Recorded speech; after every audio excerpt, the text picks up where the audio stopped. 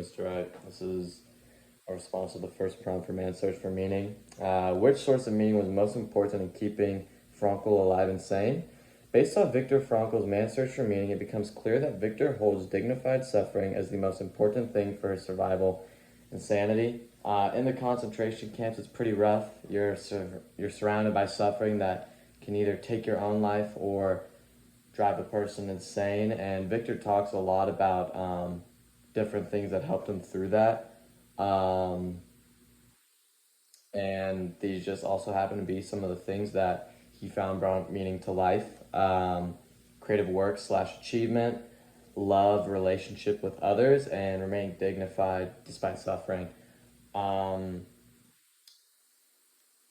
So I believe, right, that dignified suffering is the most important thing. And I chose this quote for it. Everything can be taken from a man, but one thing, the last of the human freedoms, to choose one's attitude in any given set of circumstances, to choose one's own way.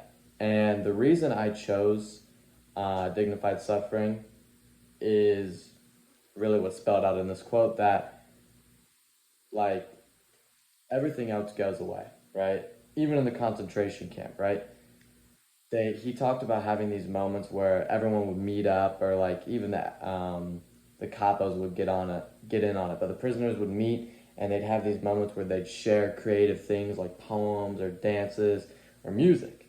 But all those things are temporary, right? And you can't have those things constantly. The feelings, the comforts that come from them, they fade away. And suffering is constant. And same with the love and relationships with others, especially in the concentration camp, that gets taken away at any moment. Viktor talks all the time of random deaths occurring, or people just being chosen to die for no other reason than the SS guards have the power to do that. And when a man relies on those two things, they're great supplements, but when a man relies on that, he would go insane, I think, still, because when those things are taken away, then what does he have left? It's just him and the suffering. But something that Viktor talks a lot about is finding meaning in the suffering. And I think that even if it's just being dignified in suffering, that brings almost a meaning and a purpose to the suffering. And if he's able to have that, I think him being able to have that kind of meaning to his suffering of remaining dignified, that's what kept him sane. Because these other things, they're nice, but they fade away, and you need something that can directly counter that suffering. And so I think that's why it was the most important to his survival, because without it, I think just the endless suffering would probably cause him to go insane and give up. But finding something deeper in that not only